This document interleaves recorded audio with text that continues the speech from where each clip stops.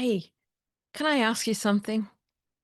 You know that feeling where your life looks okay on the outside, but inside you still feel slightly on edge and guarded? Like you've done so much work on yourself and you still can't quite relax into how good things could be? If that's you, I want to tell you about something I'm running. I'm hosting a live 90-minute masterclass called Why You Keep Hitting an Invisible Ceiling Even After All the Work. And this is for the people who are not new to healing. You've done therapy. You've done heaps of personal development and growth. You understand your patterns, but you still notice moments where you hold back. You overthink. You can't fully receive good things. Or part of you is still waiting for something to go wrong.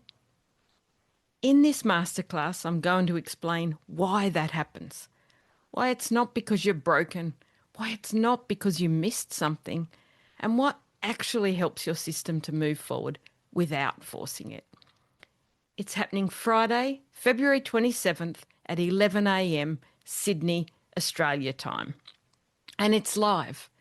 If something in this feels like it's speaking directly to you, you can grab your spot through the link in the show notes. I'd really love to have you in the room. See you there.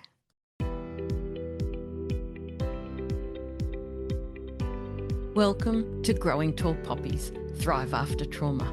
I'm your host, Dr. Nat Green, and I am so excited to have you join me as we discuss what it means to navigate your way through trauma or significant challenges and not just survive, but to thrive after it. This is a space for people who've been through trauma or adversity, have done some healing, and know they're meant for more than just coping. This podcast is about post-traumatic growth, not getting back to who you used to be.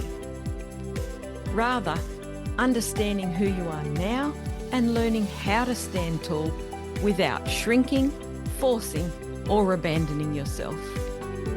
Here, we explore identity after adversity, integrity and visibility wounds, nervous system wisdom, and what it really takes to move forward in a way that feels aligned, embodied, and true.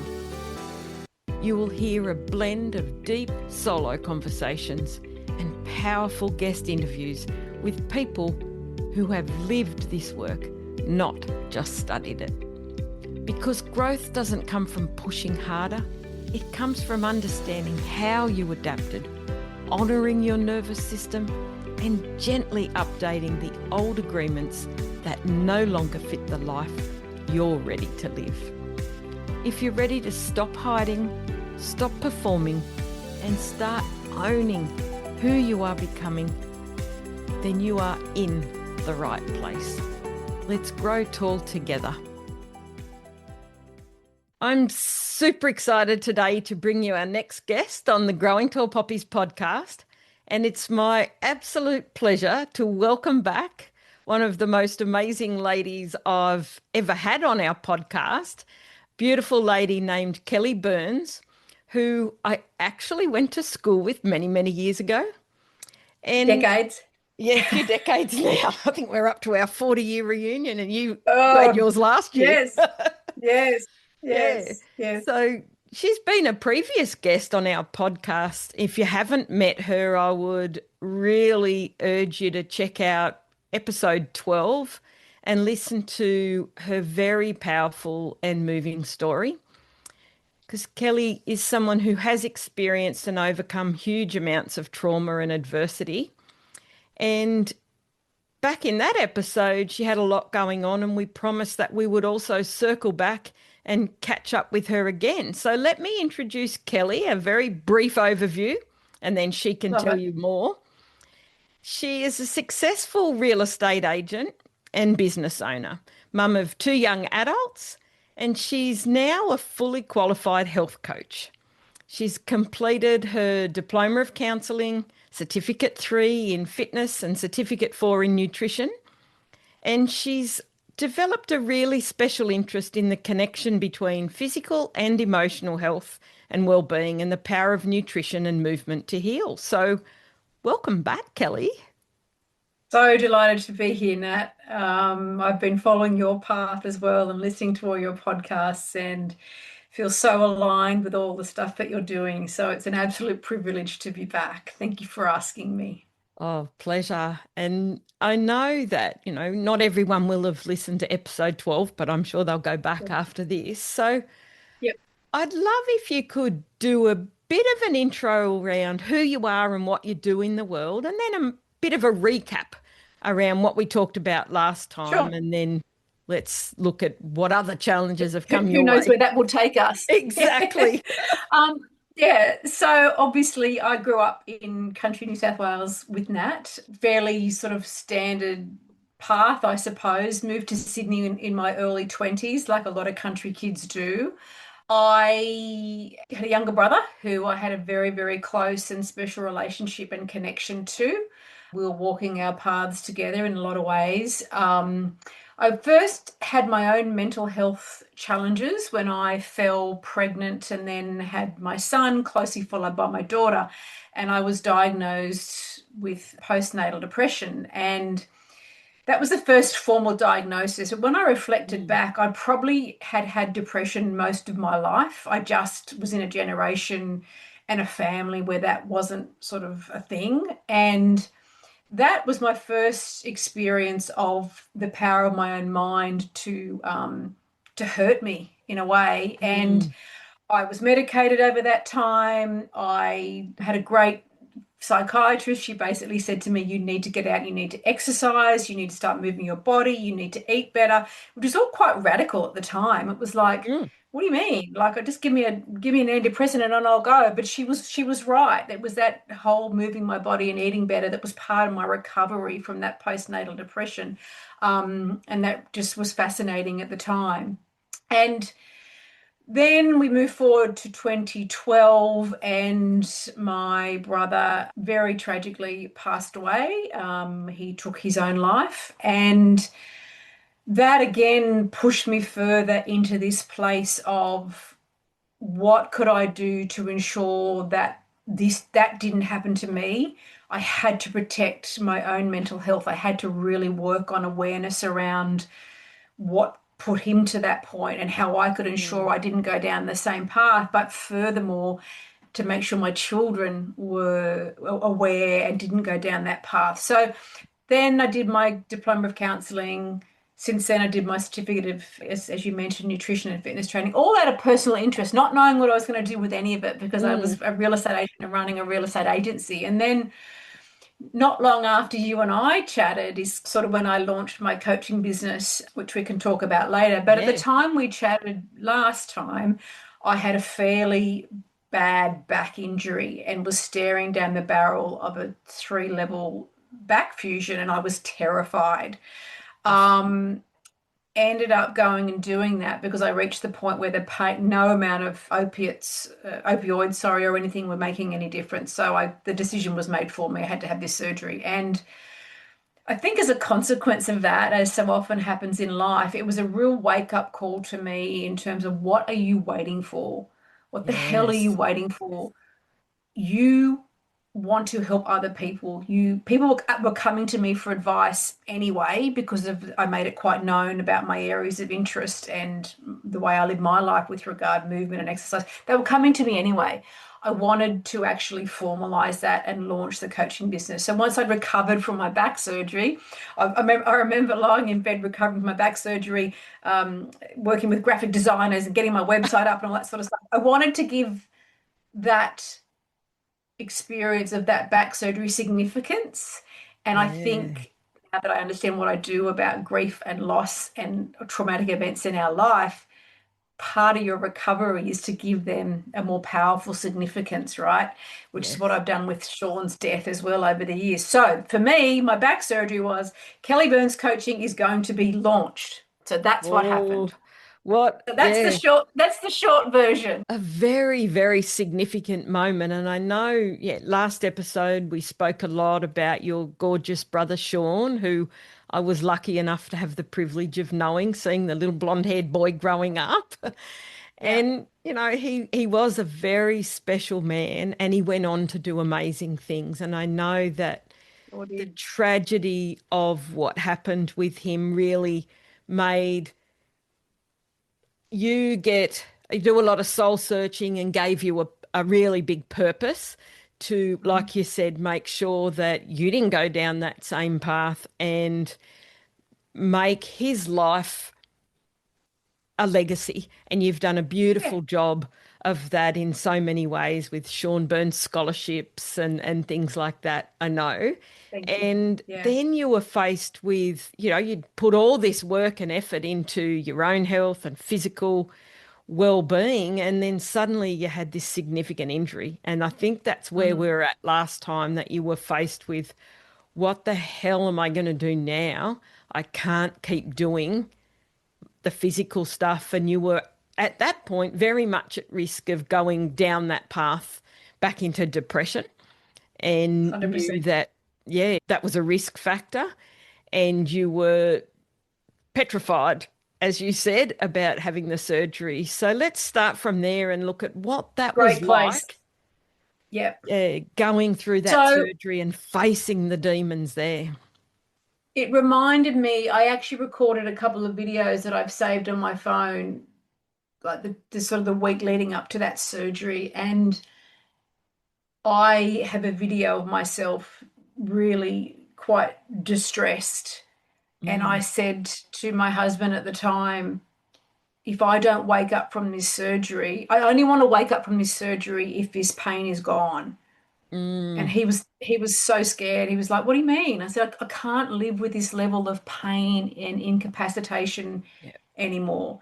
And I'd never been in that headspace before, of where you honestly feel like that's the alternative. And yeah. it gave me an absolute clarity and empathy for people that are in chronic pain, because I had a solution that I clung to, Mm, right? If I had this surgery, the pain's going to go, I'm going to be able to move again. But if you're in a situation, and I know many people are you having chronic pain, as you would as well, yeah. where you actually have no other choice but to live like that, the impact on your headspace and your mental health, and it was another learning experience, I think, for me, in terms of the power of our the connection between our physiology and our emotional well-being.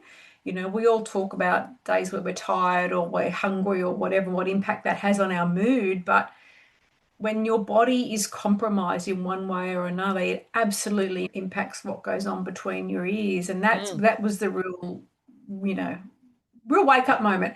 And then I had the surgery, and I literally woke up from the surgery, and apart from surgical pain, the back pain was gone. And I remember really? just crying. Completely gone, other than the normal. Oh, I was gone, which is, Wow. I was very lucky, because there are a lot of Yes. people, and I made the big mistake. I don't know if I mentioned this last time, of joining these Facebook groups for, Oh, post fusion phase 1A. yeah. Don't Not a do good choice. it. Don't do it. And No. of course, people that had good results are busy out there living their lives. They're not on Yeah, of Facebook course. groups, right? So I had a fantastic result, because I had great support going into from an exercise physiologist who helped me strengthen my body as much as possible going into it. And I like to consider myself a fairly optimistic person. So I Yeah. honestly did believe coming through it, I'd be better on the other side. So, and I have been. So happy ending in the end. Oh, definitely. And, as you said, you were very lucky, because I used to work in the pain clinic down at Royal North Shore Hospital, Oh, and we would see so many people who had had surgery after surgery after surgery, because they kept looking for that, you know, I want to feel better. And of course, each made more scar tissue, which created more pain. So I'd exactly. seen what could happen with unsuccessful back surgeries. So, yes, you really are very lucky in Touch that wood. respect. Touch Yeah. wood. Yeah. And look, it made me realize, though, that, as I mentioned, My back's more vulnerable now, obviously, because other Yeah. vertebrae potentially will go because there's more load, etc. That's not uncommon, so I'm very well aware of that. But I tell you what, it has done. I'm making damn sure I'm making the most of every day in terms of what I'm doing in my life and Mm, travel and adventures, which I was really into anyway. But yeah. this is like, what happens if I can't do this in 5 years? Let's go and take the damn trip. So that's the Yes. reminder of these things as well, that you never know what's around the corner. And we were chatting before we came on air that today's the last day of Year of the Snake, right? And this Yeah. whole shedding process, I feel like this last 12 to 18 months has been a massive shedding process for me in lots of Yeah. ways. And that was kind of the start of it, the back thing.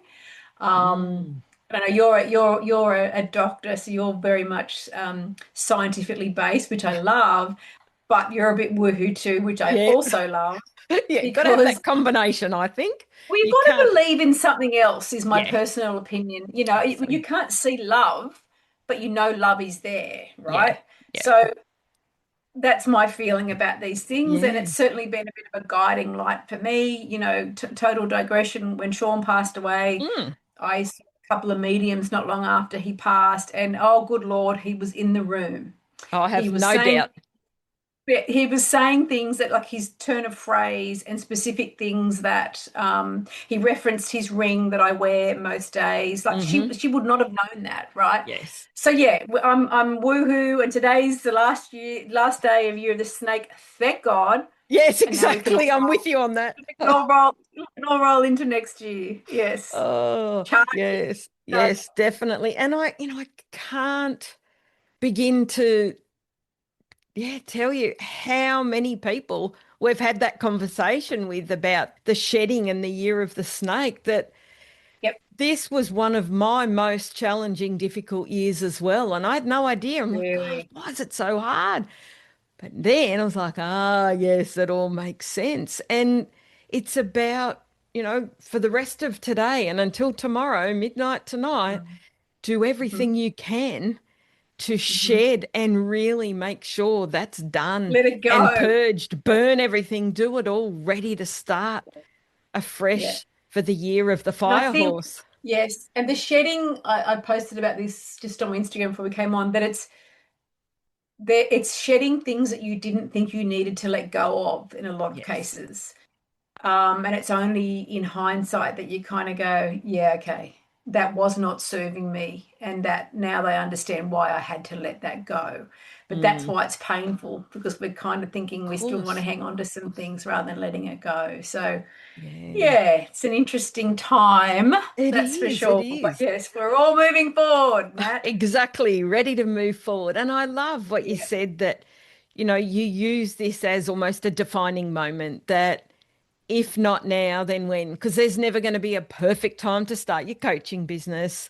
There was never no, going to be for me a perfect time to press that do not renew psychology registration button. But at some point it wild. was, I know That's it was that, wild. Yeah, what am I waiting for? It's yeah. time to move forward and take control and take responsibility to let go of the things that not necessarily aren't working, but are holding us Not back optimize. and Yep, preventing us from reaching our full potential. So I love that so much. So then let's go to, yep, you woke up and the pain wasn't there. yep. But again, I want to really highlight what you said earlier, that you did a lot of work to strengthen your body and prepare. You didn't just, No, go in blindly and hope that I wake up and everything's great. You did a lot of no. work to get to that point. I did, yeah. I wanted to give myself the best possible chance of coming through it as quickly as possible. So yeah, I Mm. did, and shout out to my exercise physiologist who drives me mental. But yes, I owe him a debt of gratitude. I just want to touch on something about your psychology not renewing your license and in Hmm. the work you're doing now around identity, because Mm. it's something I do a lot in my coaching with midlife Yeah. women. And I think sometimes we hold on to identities because they're known and they're comfortable and it's Hmm. our place of normality, right? Yeah. It's what we know. They don't. we have to evolve. And I'm going to Yeah. draw an analogy. Last year I'm an empty nester now, my husband and I. So that was a Mm. shift of identity that I had no control over, Yeah. but it's been brutal. Oh, yes, it And is. Challenging right, period, isn't it? We've still got one in our very, nest. I don't know that he'll ever yeah, go, but one day. it's a perfect example of identities that served us for that period of Yeah. time being a certain way in terms of our dynamic with our children, potentially that doesn't necessarily serve you or them anymore. So you have to Hmm. reinvent that. Yes. And the brain's fascinating. It wants to hold on to same, Yeah. but you have to go through this process of trying on this new identity and then piece by piece getting comfortable with that. And that's what you're doing right now. Mm. And it takes an amount of bravery to let that go. So kudos to Yeah. you for doing Oh, that. thank you. And, the same, we had a conversation before that you've been in real estate and Yeah, it's what you know and it's what you do and you've loved it all this time. But then you absolutely. It's had been very this good to me.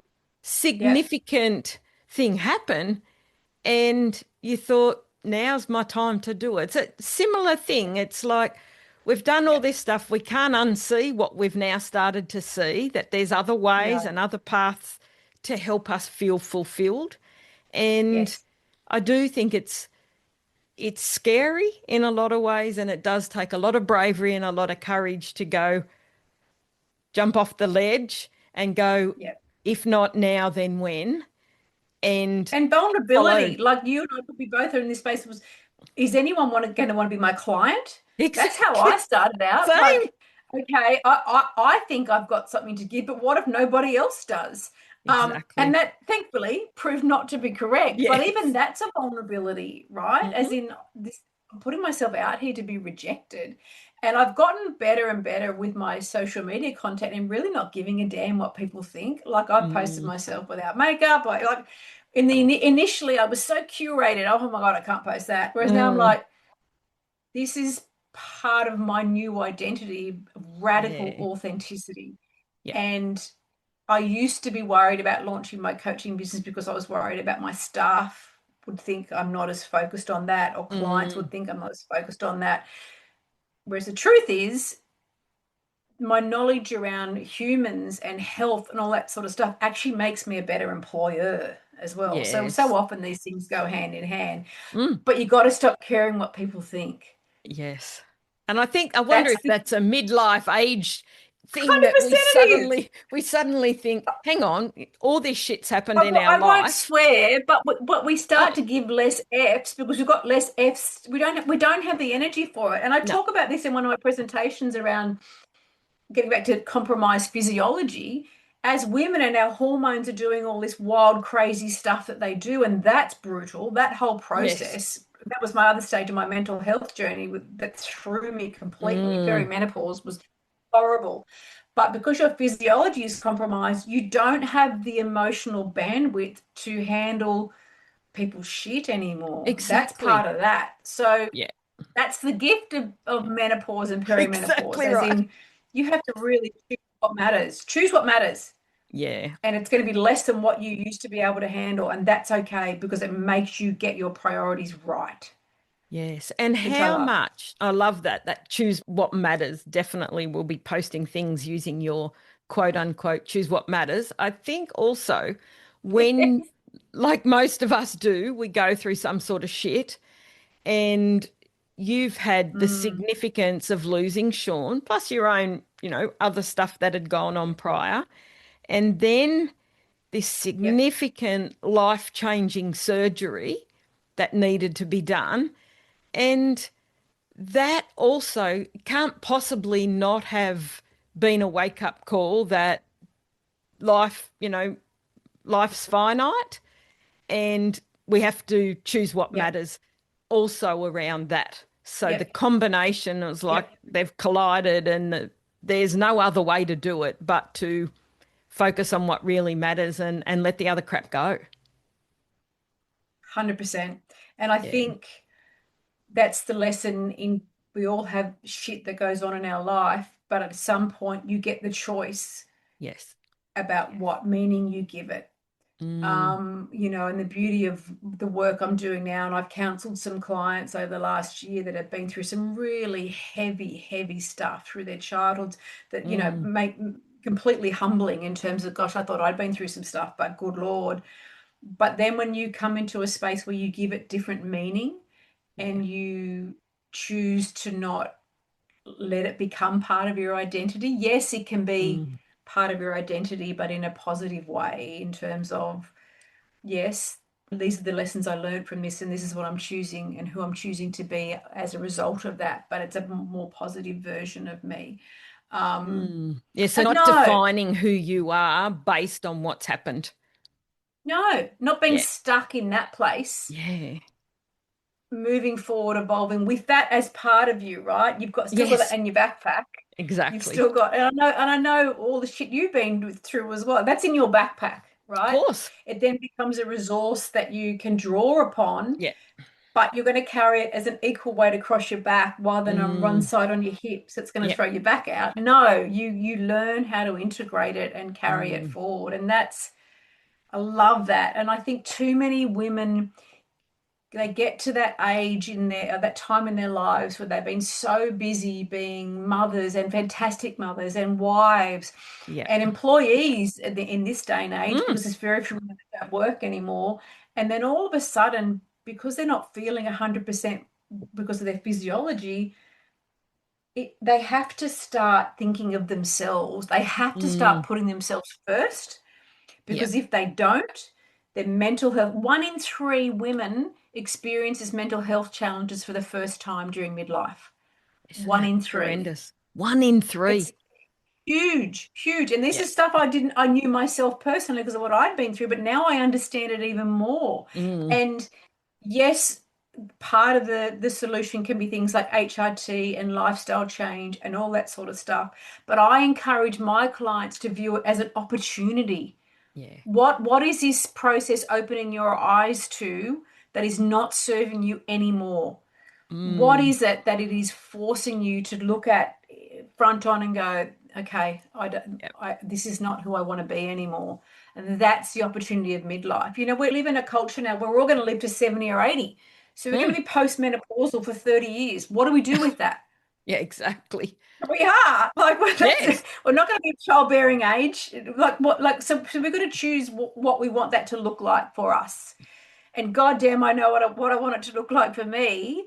And Yes. that's what I encourage women to do. Don't wave the white flag about being an older woman. Use Mm, it and be the best mother and the best friend and the best sister and the best wife that you can hmm. be, but Exactly.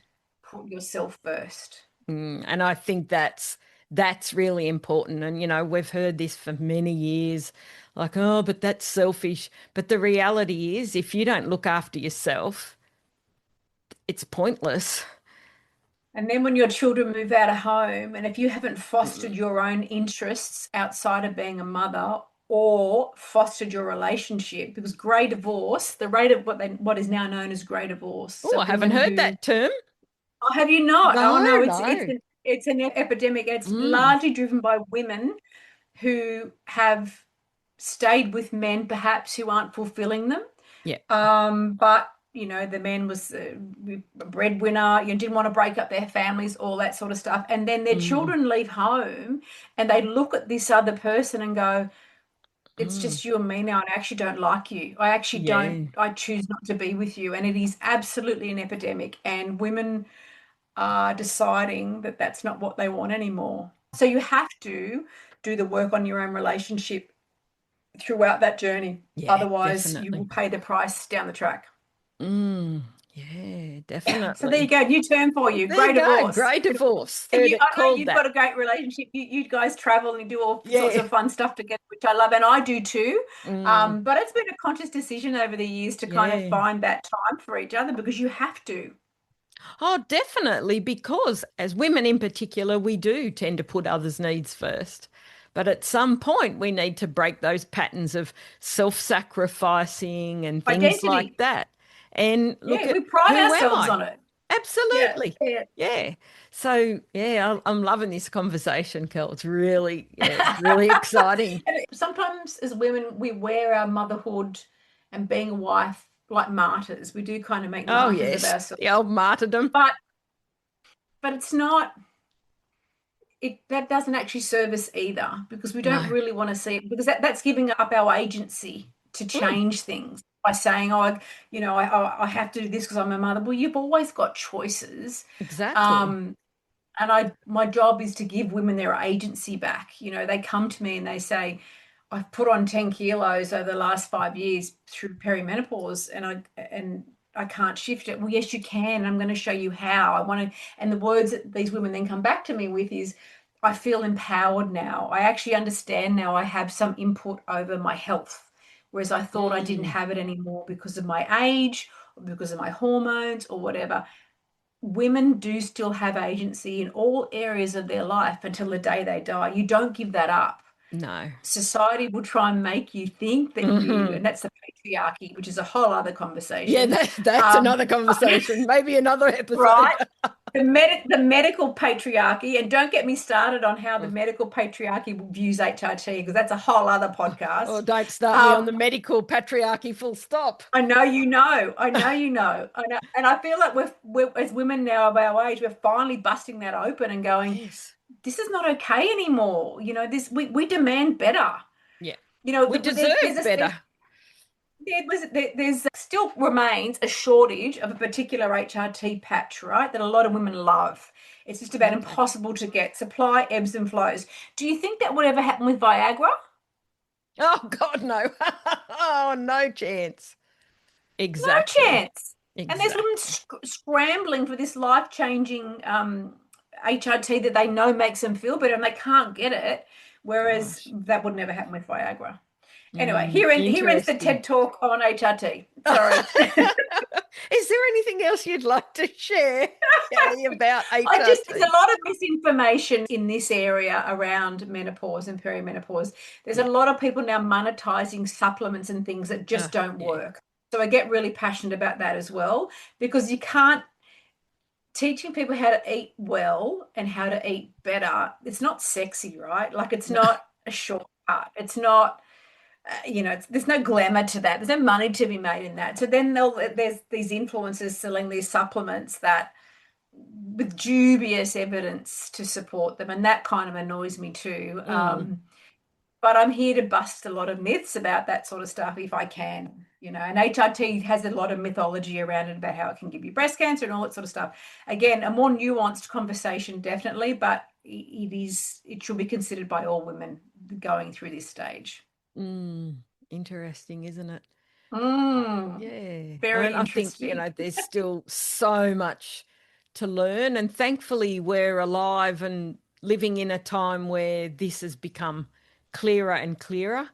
And Absolutely. it's not taboo to discuss. And I think those things are really important because one, the biggest part of our identity is being a female, being a woman.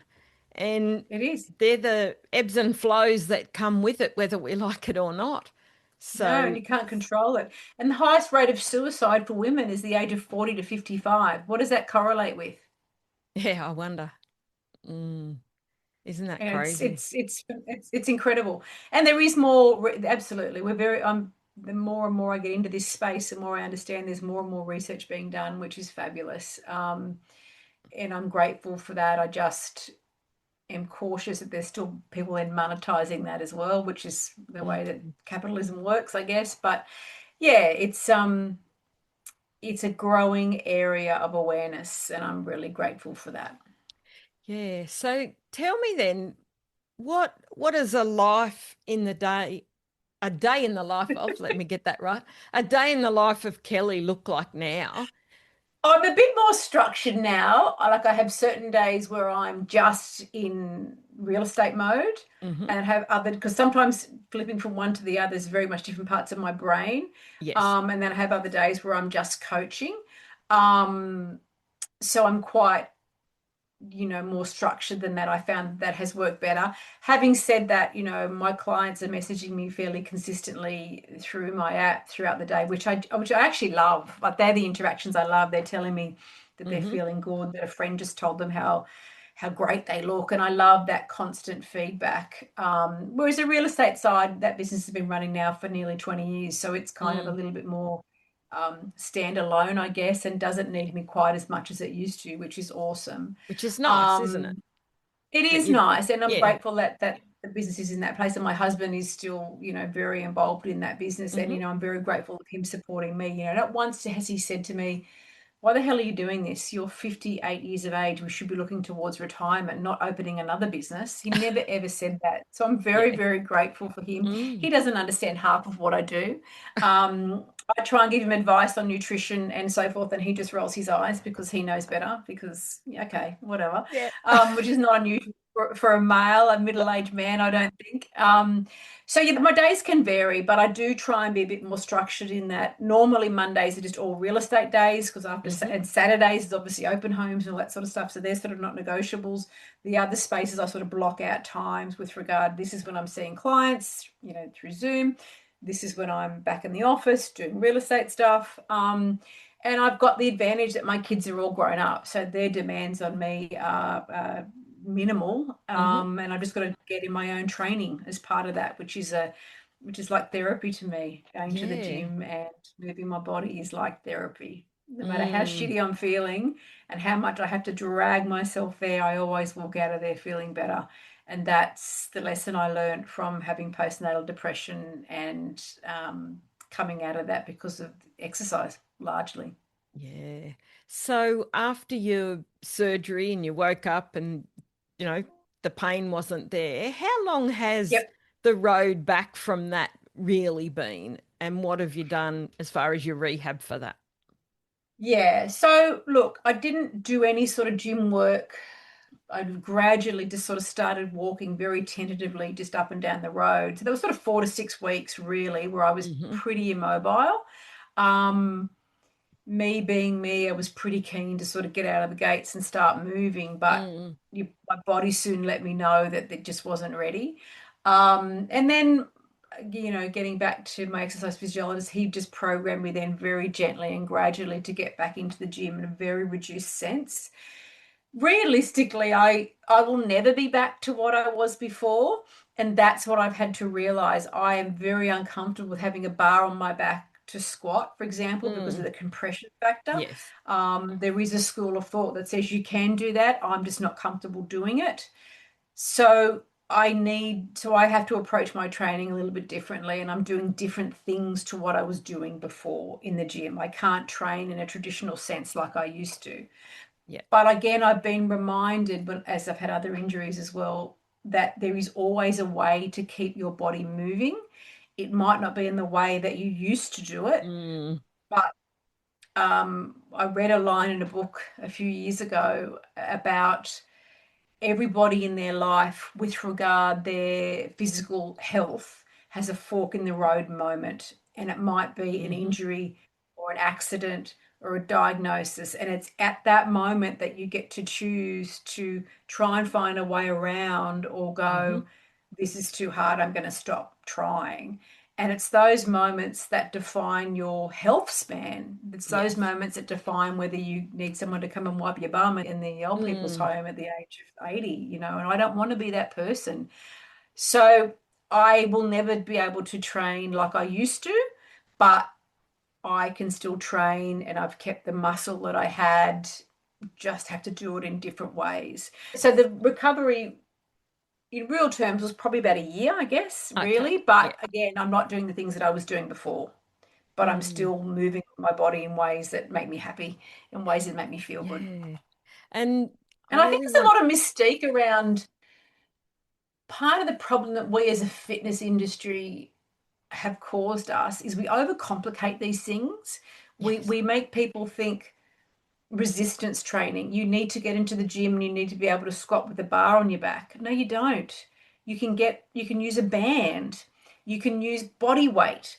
Resistance training is not going to Virgin Active and bench pressing necessarily, unless you want to, that's fine too. But we haven't done a really good job of breaking down. We've tried to make ourselves feel a bit special. Oh, Mm, resistance training, which is yeah. it's like all it is just moving your body against gravity. That's what resistance training is. And so you can be Mm, body weight squatting, you can be body weight, glute bridging, you can be put body weight push-ups. Like there's so many ways that you can resistance train without using dumbbells and barbells potentially.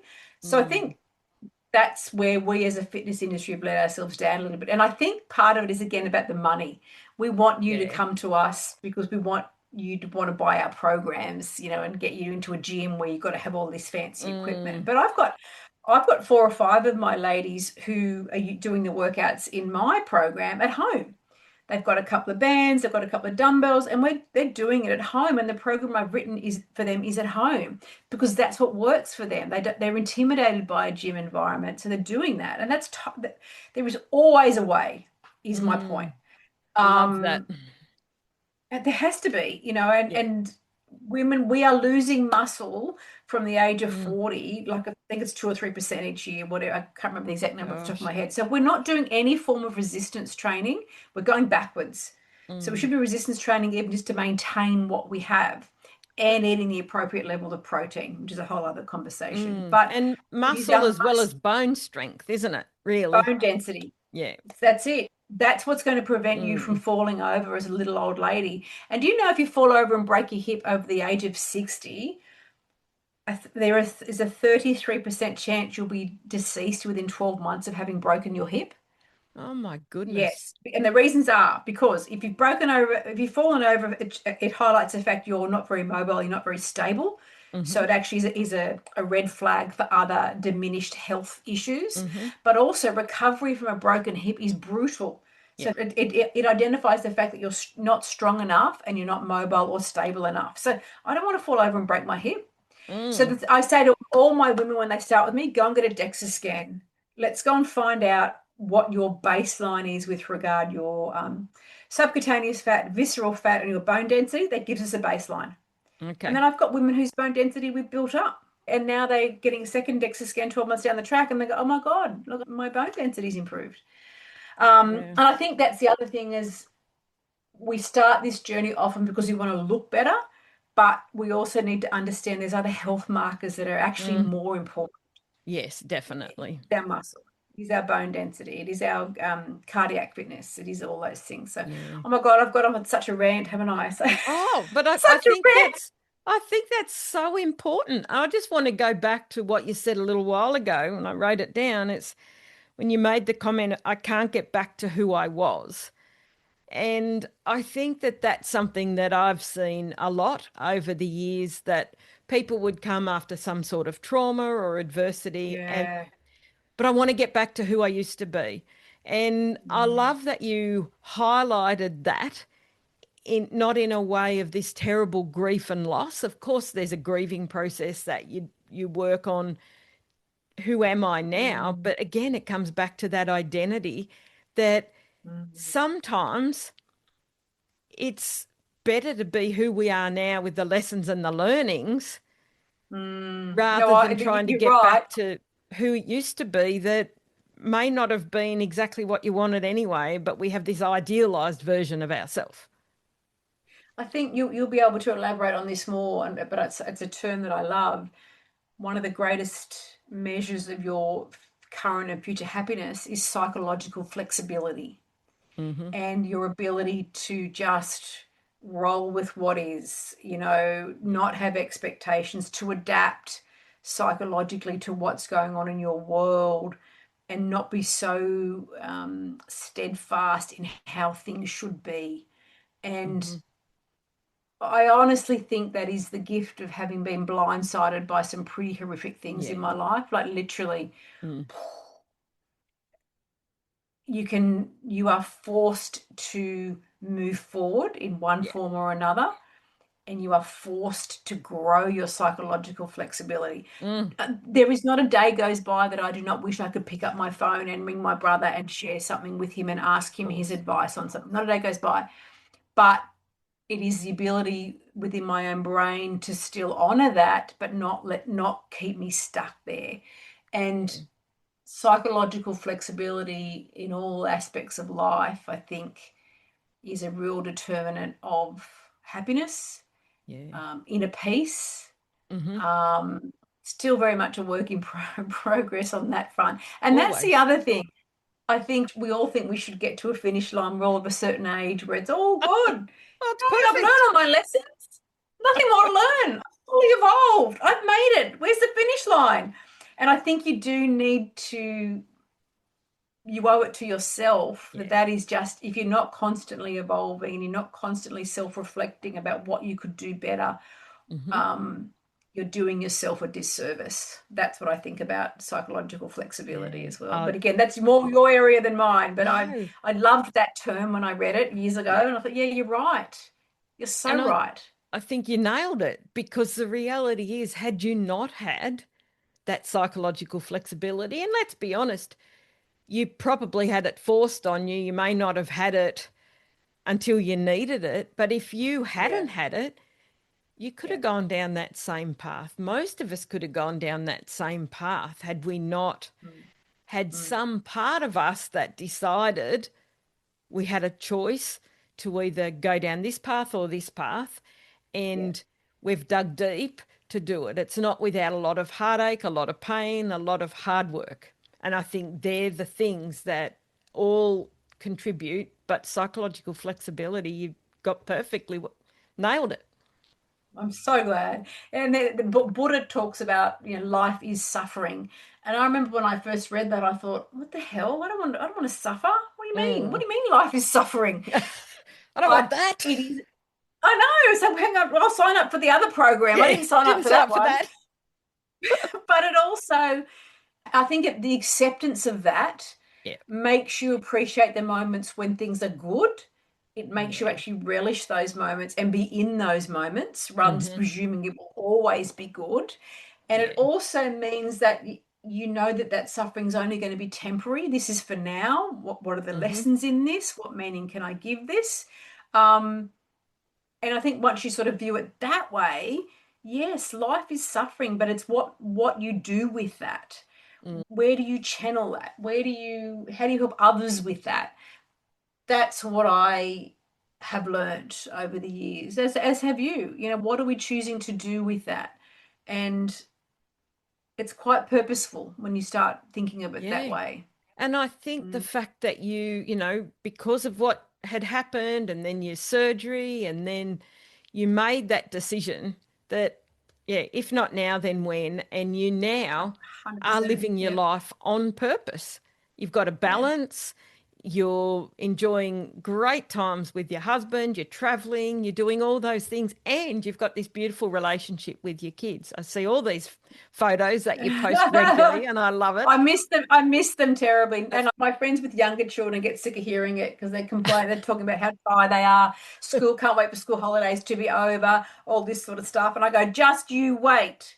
When you walk past their empty bedrooms and you try not to burst into tears for the first 6 months, and they go, "Oh, thanks. That's Yeah, good." exactly. But because when you're in those moments, the deep dark days of mothering, right? It Mm. feels like a long way off, and then all of a sudden it's not.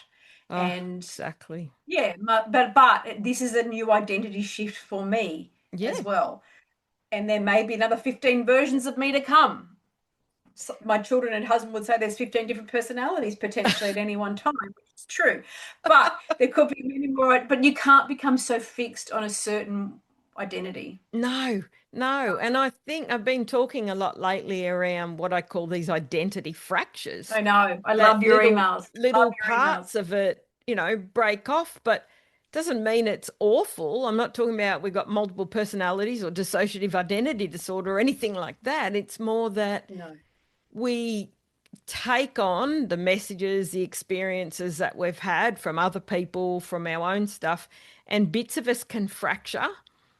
And Yeah. it's about reclaiming the parts of us that are still really important, but letting Mm, go of the others, and shedding that so that we don't mm, have to take it forward, and we don't bring on other people's stories that were never ours to share and take on. So I think, there's so many layers to this whole Mm, process. So, mm.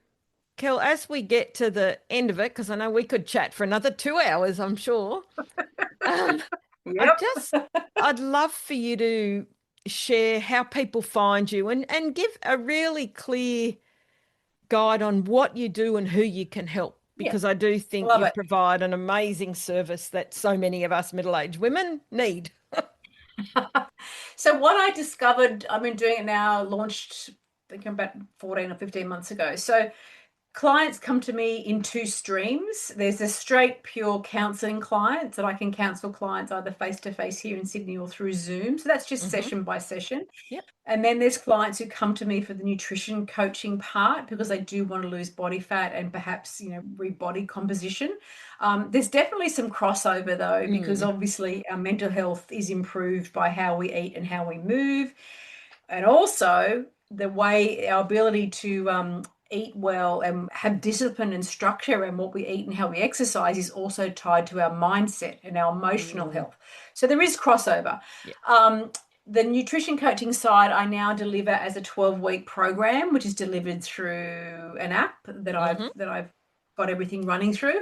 And within that, over that 12-week period, we do a big deep dive, a long session to start off with regard your identity Oh, around very good. health and self, because it helps us dismantle some things. And often I start off by saying to women, if I was to say to you, you need to go on a diet, what are the words that come into your mind? And 9 times out of 10, it's things like failure, restriction, Hmm. too old, not going to work. So we Too start hard. in that place.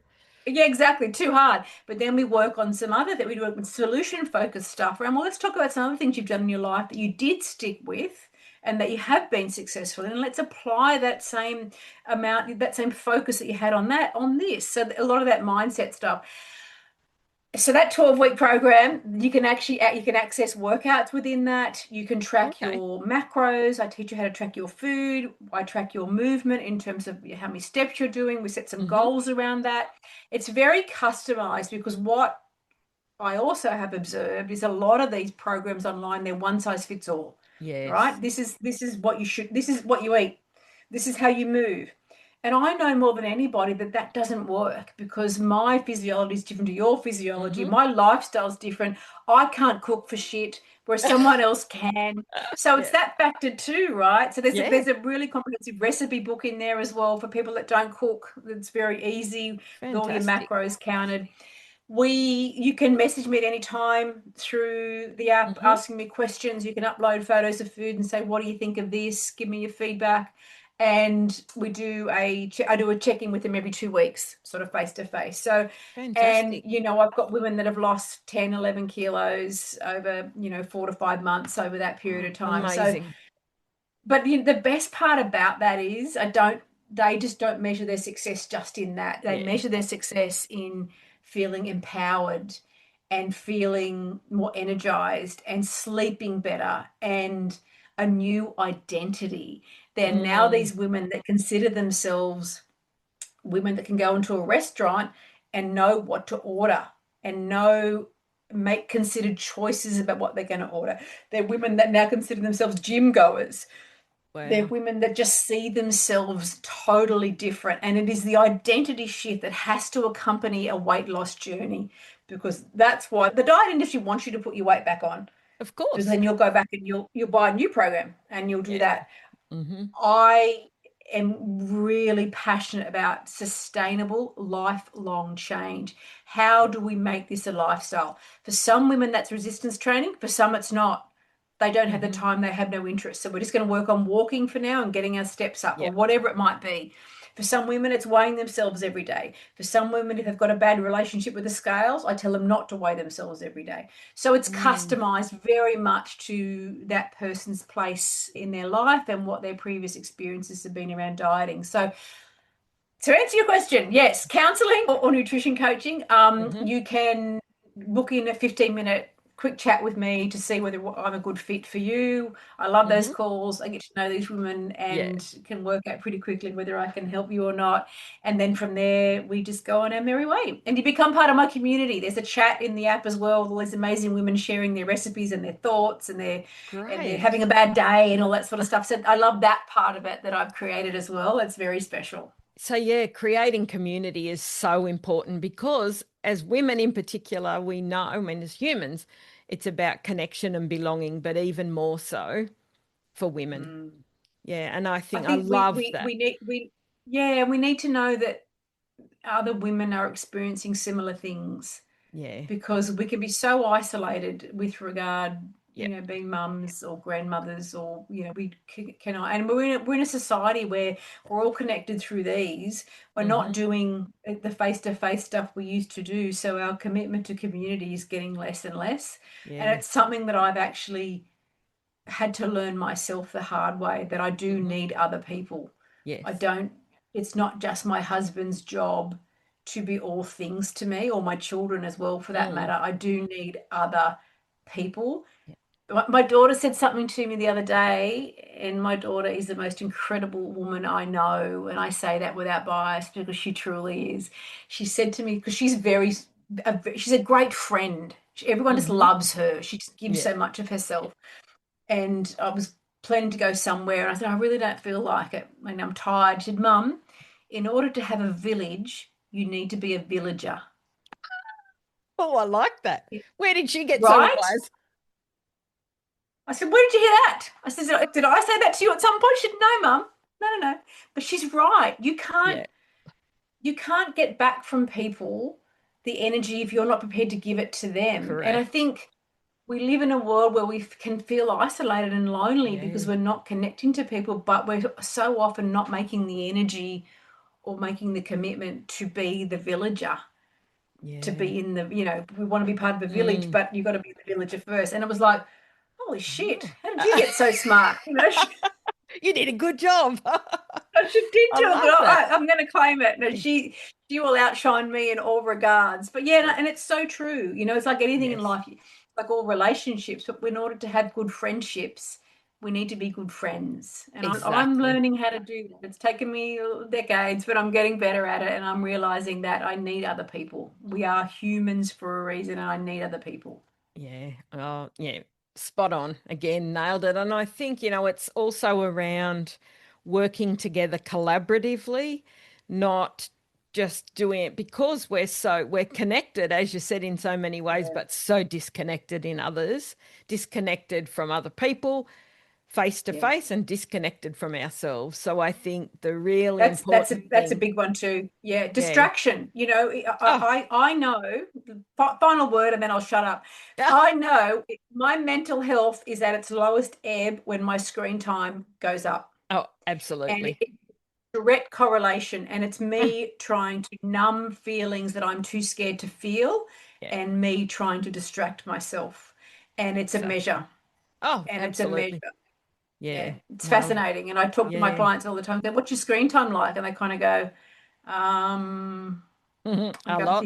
I promise you, if we make a goal around that to bring that down and replace that time with something else that is more constructive and more supportive of your nervous system, you are going to see the benefits. And they Yeah. do, of course Of they do. course. Of But course. the phone companies want us to have these things attached to our hip. So yeah, it's Yeah. another thing that we can work on in coaching. Mm. So where can people find you online? And I'll put all that in the show notes. Awesome. My main social media outlet is Kellie Burns Coach on Hmm. Instagram. Yep. And in Perfect. my bio, there are all the links to my different programs and how they can book me in and all that sort of thing. Obviously, Excellent. I've got a website as well, kellieburnscoaching.com.au. Hmm. My DMs are always open. I genuinely, as you can probably tell, I'm so Yeah. passionate about this, and I get so much personal reward out of it. Um, and I just love the women that I get to who share their lives with me and their stories with me, and I'm on that journey with them, and it's an absolute Mm. privilege. Oh, yeah. It's been an absolute pleasure having you on. Now, I always finish. Again, thank you. Oh, it's my pleasure. And I don't know that I asked it because I may not have been asking at the beginning. So, one question I like to finish with these days is, what would your younger self think of what you've achieved or where you are now? She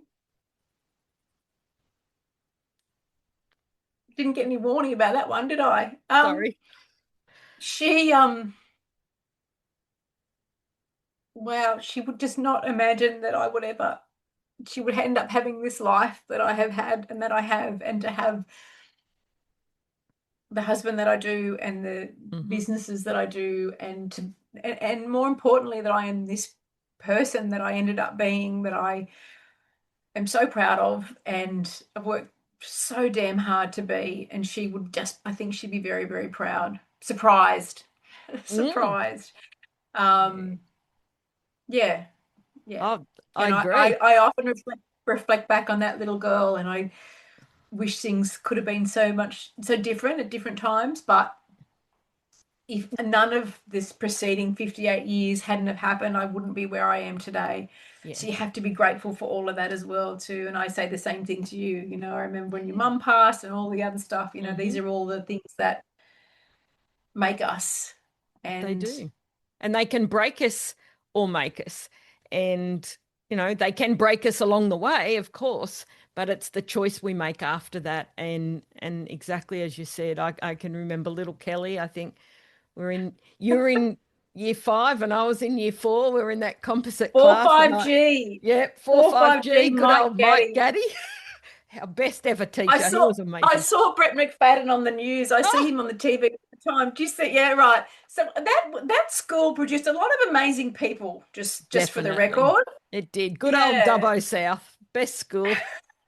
We should be so proud of it. Look at us. Look at all these Exactly. amazing country kids doing so well. It's amazing. Oh, Yeah. and I think, it's for you, it's there should be such pride in that, but also the tenacity to get what you've got has been Yeah. phenomenal. So I take my hat Yeah. off for you because I've seen your journey and I'm just in awe of you. And I love watching your social media and your reels. I love the backward walking on the treadmill the other day. I laughed. Went God, if off. that I was had me, no I'd idea have people. fallen off. Well, I did in the beginning. That was the whole point. And then you got to improve and work on it. But anyway, yes, my social media is never dull. It's never dull, Oh, the stuff I that I love it. post, that's for sure. Excellent. But it's very real, that's for sure. Yeah, I love that. And thank you again so much. It's been great to chat. You too, Nat. See you soon. Okay, bye. Bye. Bye. Thank you for spending this time with me on Growing Tall Poppies. My hope is that today's episode has offered you something more than insight, that it's helped you feel a little more connected to who you are now, a little more trusting of your body, and a little more permission to stand tall without shrinking or forcing yourself forward. Post-traumatic growth isn't about fixing yourself or returning to who you once were. It's about understanding how you adapted, honouring your nervous system, and gently choosing what no longer needs to come with you. New episodes of Growing Tall Poppies are released weekly, every Tuesday, and I'd love for you to continue walking this path with us as we explore identity after adversity, integrity and visibility wounds, nervous system wisdom, and what it truly means to grow forward, grounded, aligned, and embodied. If this episode resonated, I invite you to subscribe, follow, share it with someone that you feel might need it, or simply take a quiet moment to reflect on what's ready to move forward for you.